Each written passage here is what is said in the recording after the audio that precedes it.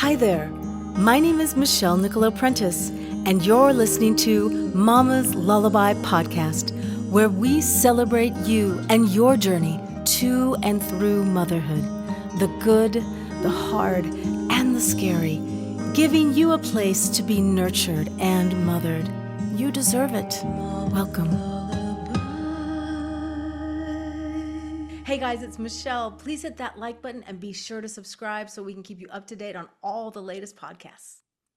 Hello, welcome to my kitchen. Welcome to my home. My name is Michelle Nicola Prentice, and I'm so excited for another episode of Mama's Lullaby podcast. And today I have my amazing two sons here. This is Johnny Reno. It's his birthday today. He's 27 today. And my bonus son, BJ, Kevin Jennings here, who is my co-host. And I'm just so happy to have you guys. And our guest today is the amazing, incomparable, is that the right word? Incomparable? Yes.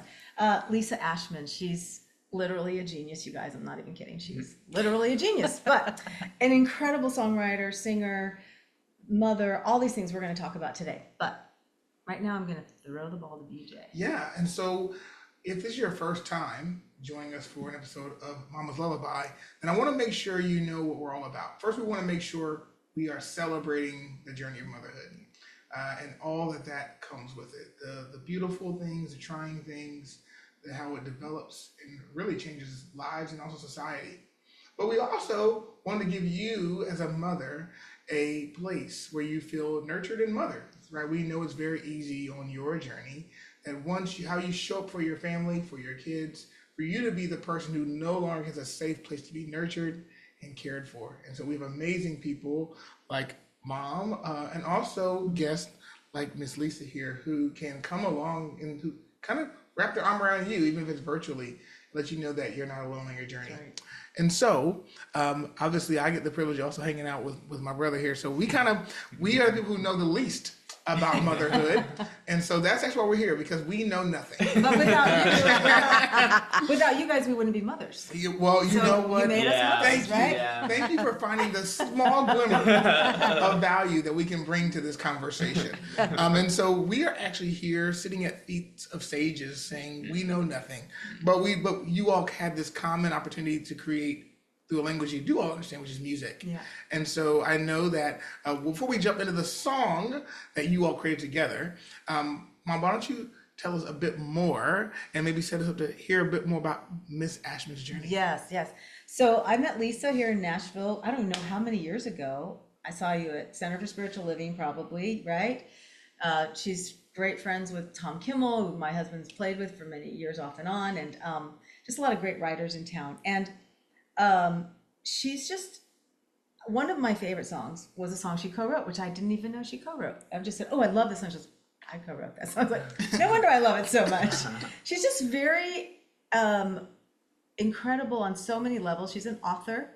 She is, so she's just beautifully educated in a way that when she writes something, you feel it, And I didn't know that she was a mom.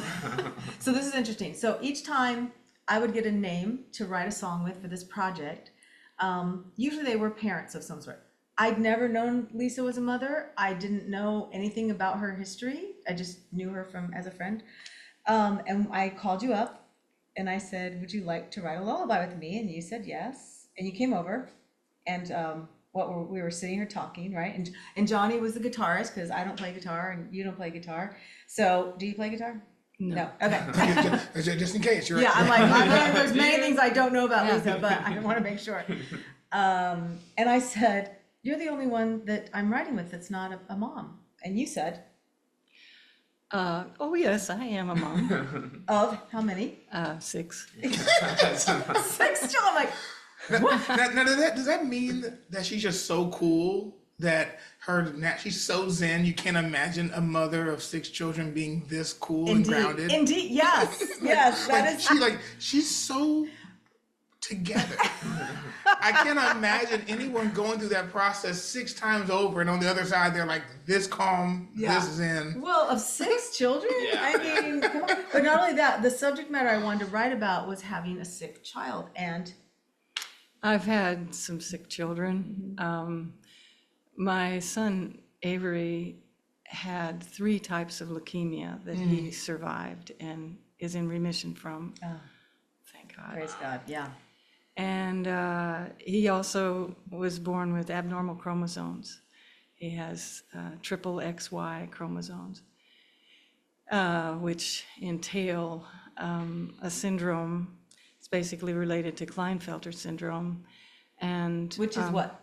that's a situation where people with that, many of them are sterile, don't go through puberty, and in his case, he's also a hermaphrodite. Every cell of his body has both XX and XY chromosomes. Wow. And the other part of it is that they're generally developmentally delayed. And it's very rare to have triple XY chromosomes. In fact, for a while there, they just didn't have a name for it. And they decided to lump it with the other XXY, YYX chromosome situations with people, and call it Klinefelters. But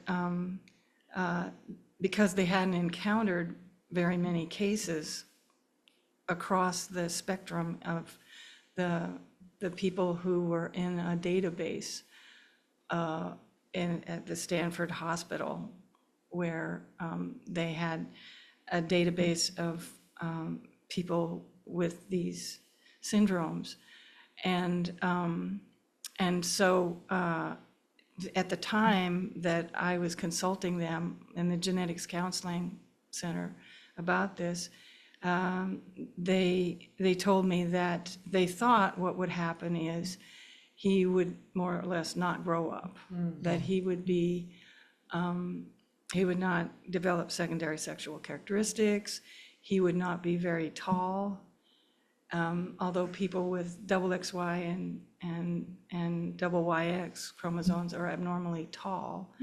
But they predicted that he would be abnormally short, and he was. For the first few years of his life, he was off the scale when it came to height and weight comparisons to other kids.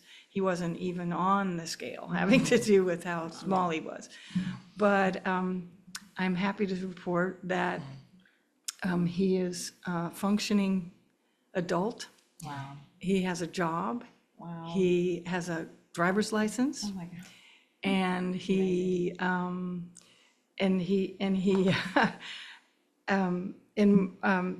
but at the time that they were counseling me, they predicted that he would have an IQ of about 50. And I turned to the doctor and said, you're not going to tell me what my child's maximum is about anything. I love that. And I went out of there slamming the door. And 20 years later, after he had graduated from high school, he had been mainstreamed in high school, and he was nearly 6 feet tall. Oh my God. Wow. The doctor said to me, your son's cognitive development is a complete surprise to me. And I said, I said something rude. Now, I think for all that we would like to hear and celebrate with that rude response. Yes. What'd you I say? said, no shit, Sherlock. You know, well, first of all, what a, there's so much about that story that is, first of all, delightful, but also speaks so much to the duality of motherhood.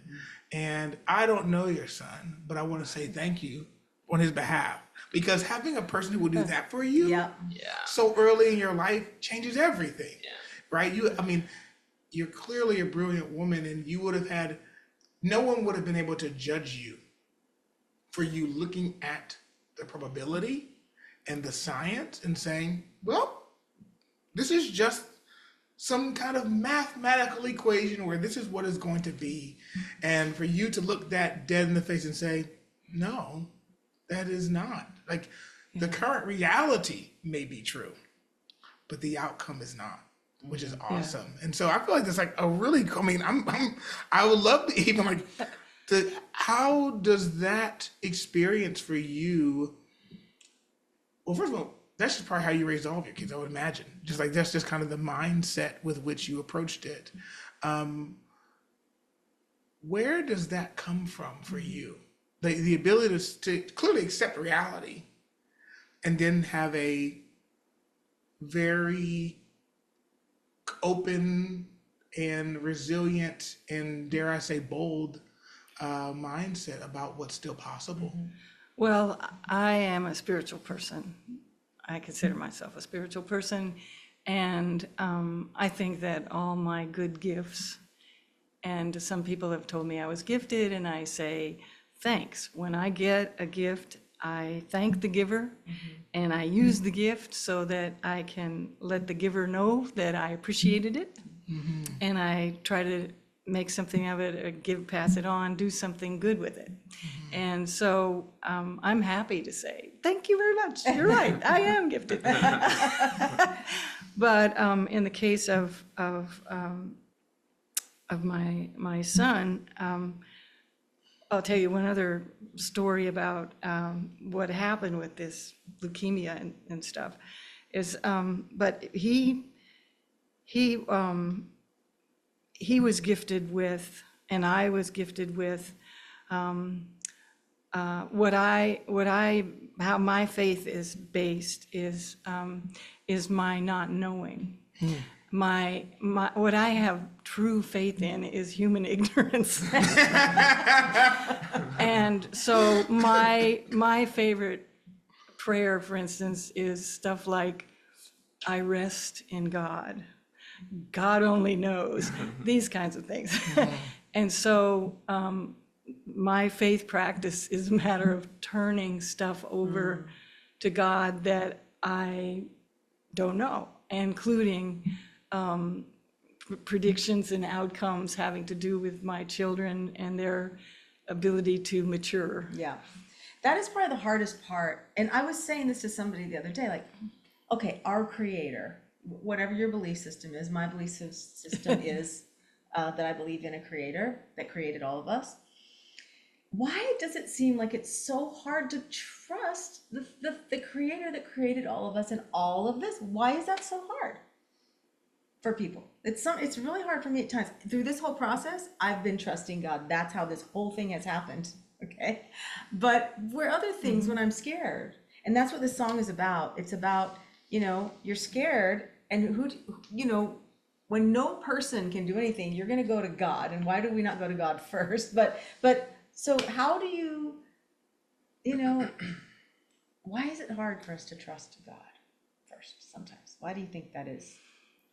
There are many answers for many people. In my case, I found my father to be an untrustworthy father, and I deeply needed an alternate parenting.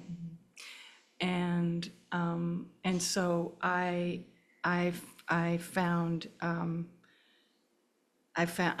a relationship to Heavenly Father, as it were.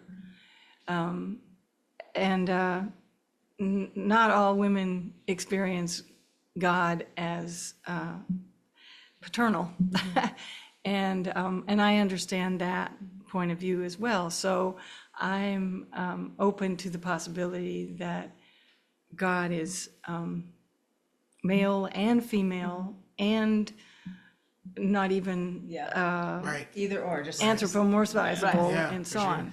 what was that word? Anthropomorphizable, it means having an ability to be related to as only human, and not as we are. And there again, this is my faith, is that the transcendence of God, that God is beyond me, Right. so beyond me, in fact, that I, as I say, what my faith is based on is I view the world as a maze, And I would like to have a bird's eye view of the maze and have everything laid out and understand it and have it come to believe optimistically that it's a happy ending to the story. Yeah. The difference between a tragedy and a comedy is the ending. Right. And I'm in the maze, and so it looks very confusing, and I hit the wall a lot and I get lost a lot.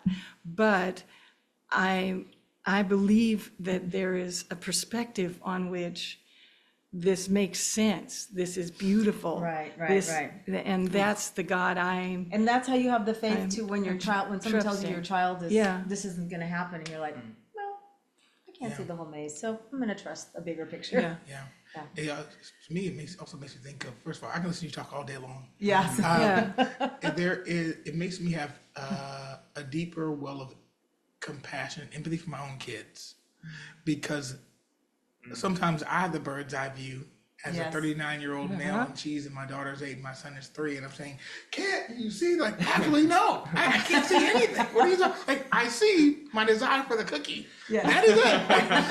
But we're gonna feed you dinner, and I made the cookies. Of course, you can have some just later. Like, I am trying my best to impose some level of bird's eye view or wisdom on an individual who doesn't have it, isn't supposed to have it, Right. and yet I am literally living that parallel. I remember when my daughter was born, sometimes I would literally say something to her, but she couldn't talk, and I would just start to laugh, because like I literally felt like God was like, see, now you know how I feel, right? Like she was like to cry, she's like sobbing because she wants her next bottle, and I'm like, I have fed you every 2 to 3 hours on the hour for the last 4 weeks straight, and you are crying like you're never going to eat again, right? Like I have forgotten how to feed you. It's like, don't you think I'm going to take care of you? It's like, oh, okay, got it. Okay.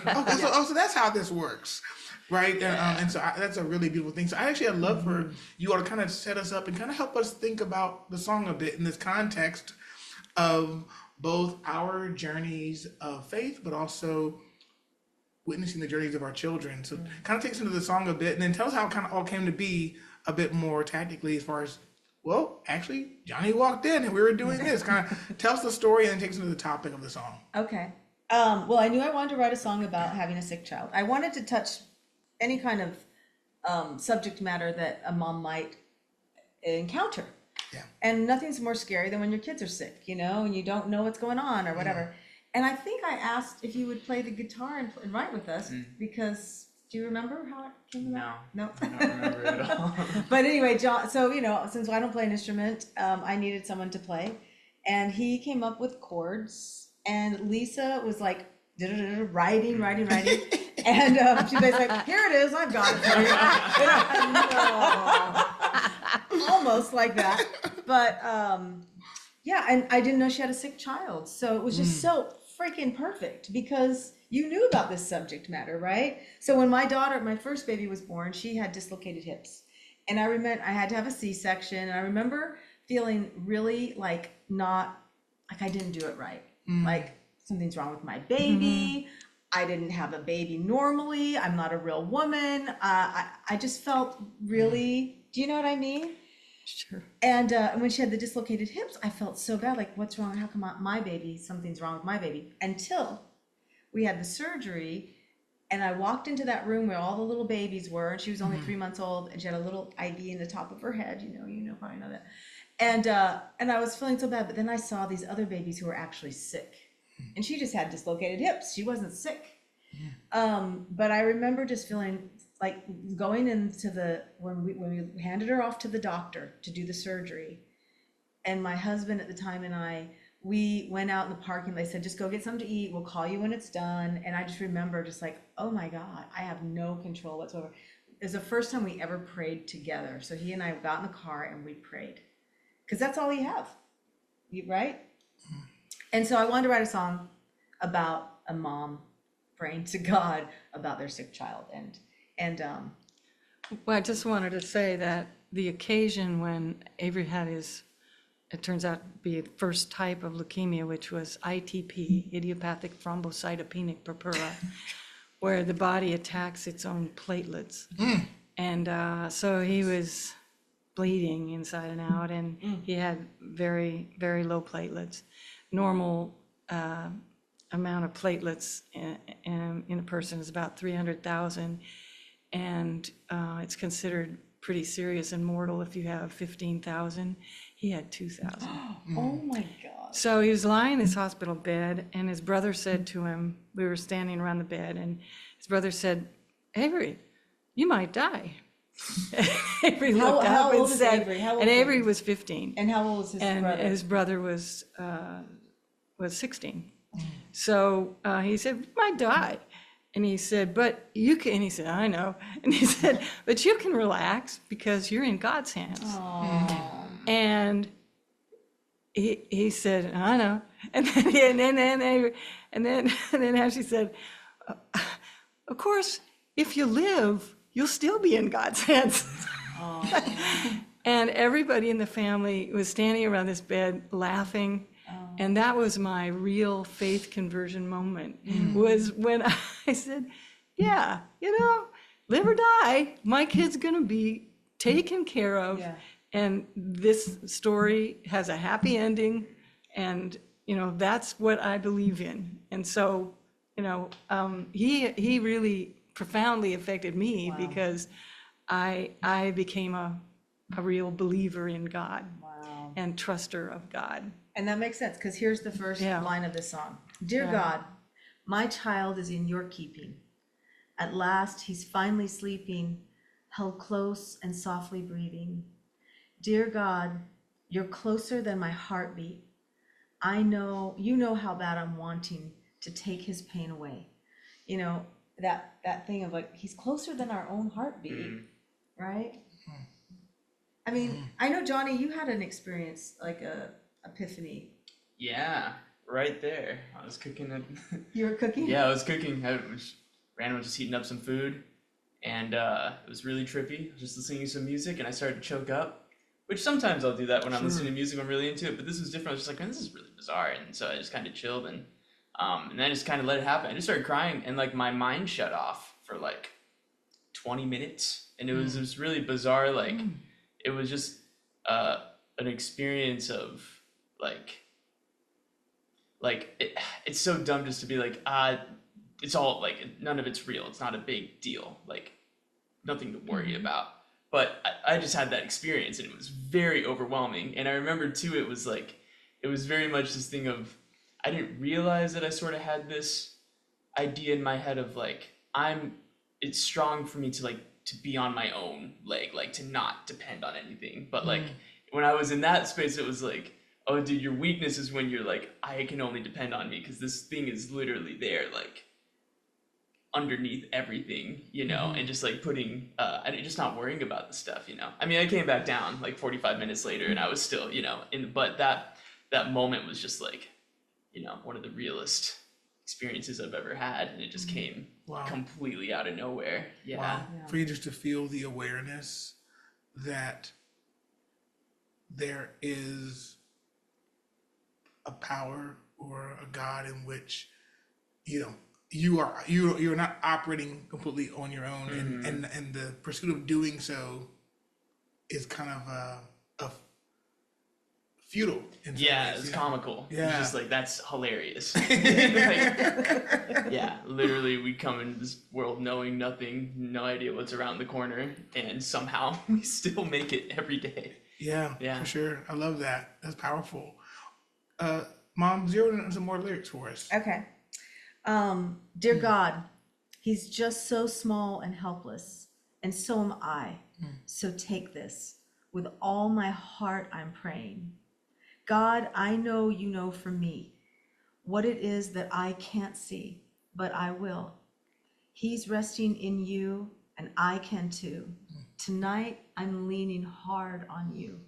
And I know you had a lot of those nights. I have chills. I have chills. Yeah.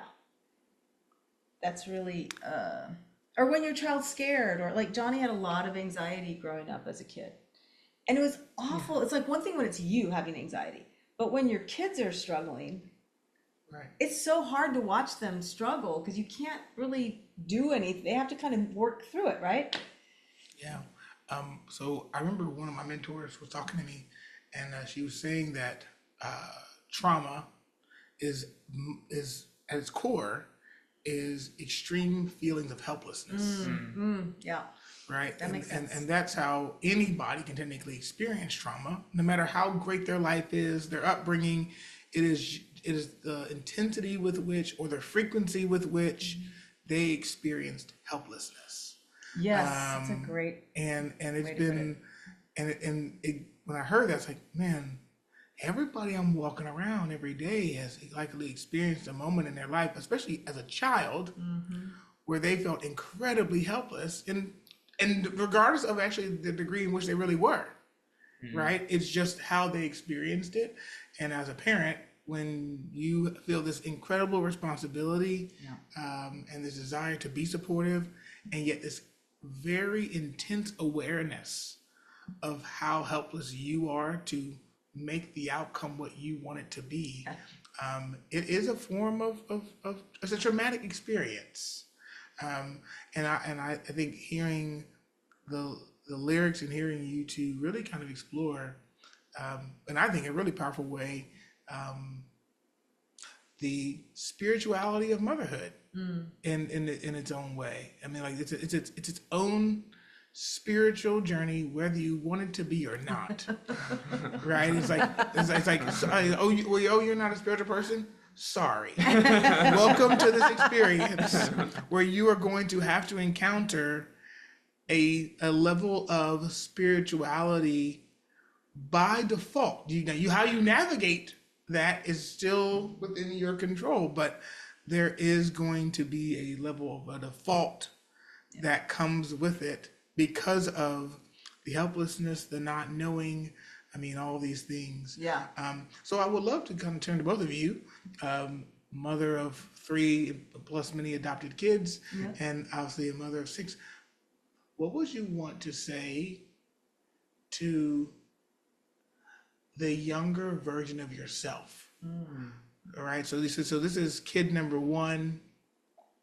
What would you want yourself to have heard, or at least understood, or regarding the spiritual implications of motherhood? Well, to me, the nubbin of a spiritual understanding of the world is optimism. It's confidence and trust in goodness and in love. And you can say all day long as a mother to your child in Lullaby and in many other of your many actions around that child, you can say to them, you are loved. But a stronger form of that message is we are loved. And that gives us the love behind, underneath, and above our love. The ability for us to mother somebody is God's ability to mother us. That's really beautiful. It's powerful. What comes to your mind, Mom? What would I say to my younger self? I would say just relax. Everything works out. Eventually it works out, and enjoy it more. Just enjoy each stage, because each stage is different. And sometimes you think, oh, I can't wait to get to this stage, and I can't wait to get to that stage. It's like, just enjoy each stage, and then you'll have your time to yourself again another day. And that's a whole other stage of life, right? Yeah. Yeah. Yeah. Johnny, so, I mean, obviously, happy birthday again. Thank you. Yeah. So, being where you are now in your life, I'm really curious to hear, with all me knowing the thinker you are as well, how you look back at, maybe not how you interpret your childhood then, but how you interpret your childhood now. Right? So, Yeah. and I was like, I was experiencing all these things, I was feeling all these things inside myself. Yeah. I was interpreting all these things around me this way. Yeah. What's your interpretation Man, of your childhood now? you can ask this question, because I was thinking, I'm like, I don't no, like Yeah. no, but honestly, because I was thinking about it last night, because there was so much anxiety, and like I don't know that there was anything a parent really could do. It was all such an inside thing that was happening, you know, just inner battles. Yeah, but at the same time, you know, like I'm trying to shed a lot of the stuff that was not helpful to me back then. But at the same time, like I feel like I don't know. It's kind of like what you were saying about the difference between a comedy and a tragedy. Like the ending is what really makes the whole thing. So like I'm really happy with where I'm at now. So that it kind of makes like all that stuff really shaped into something that I'm like so happy about. Like the internal struggle was really terrible and I hated it. But at the same time, like it so caused me to have to go and explore these things. And then with my mom going into like the emotional, like literally learning about emotional work the way she did, because of it, that then also like seeped into me. And so like I feel like I got so many advantages because I had all that crappy stuff. Like some of my friends haven't experienced much anxiety until later in their life, and they're like, I don't really know what to do with this. I'm like, man, I just, you know, been dealing with that stuff forever, and and it's not as big of a deal as it used to be. I'm really glad. It feels like it's just slowly like tapering off. But yeah, and then also on a higher note, just personally, like I had a crazy good childhood. Like had a lot of really good advantages that I didn't realize were advantages then. Yeah. But now as I'm like getting further in life, I'm just looking back and I'm like, Yeah. whew, dang, nice, thank you. You're welcome.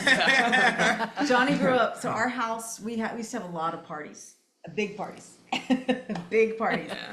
And Mark would bring all the equipment downstairs and we would set up a band and all of our musician friends would come and sing and play and that's what John grew up with, was just like all these people like Lisa and, you know, just all these incredible artists and musicians and singers. And so he also was raised around a lot of adults and people who are just so positive and uplifting. I think that makes it big difference. Not everybody has that.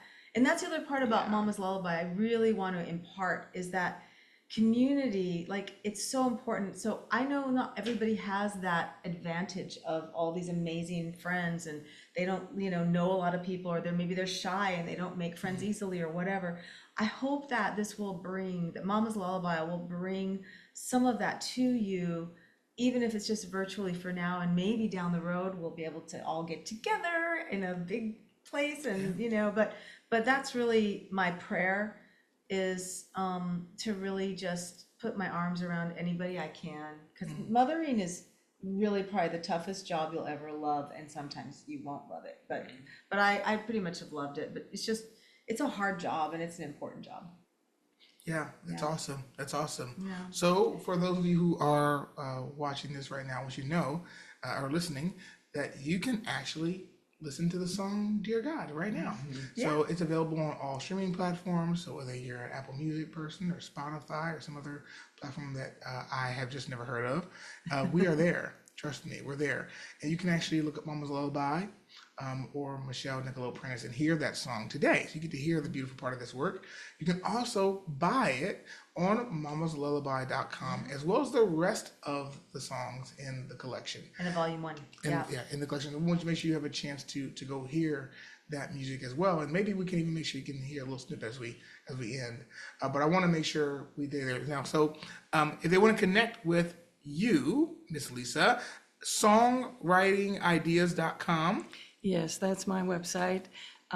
It's based on the title of a book I wrote about songwriting, and it's creativity exercises for songwriters. It's called 1,000 Songwriting Ideas, but it's not ideas for songs, it's ways of getting your own ideas for songs.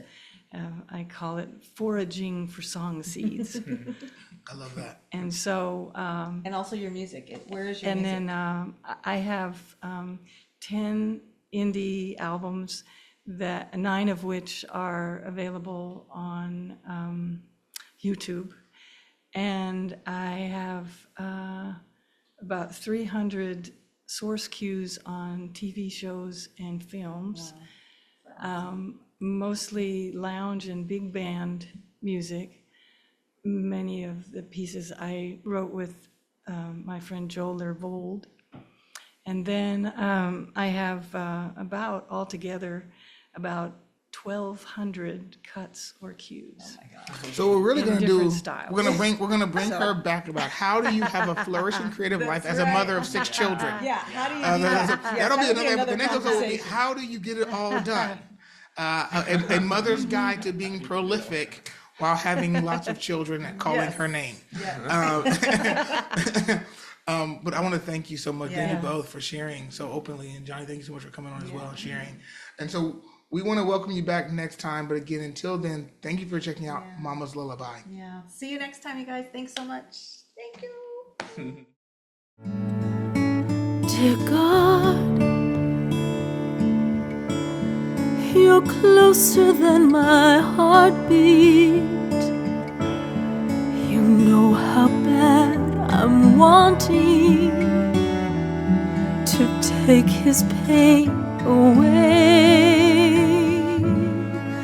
God, I know you know for me what it is that I can't see, but I will. He's resting in you, I can too. Tonight I'm leaning hard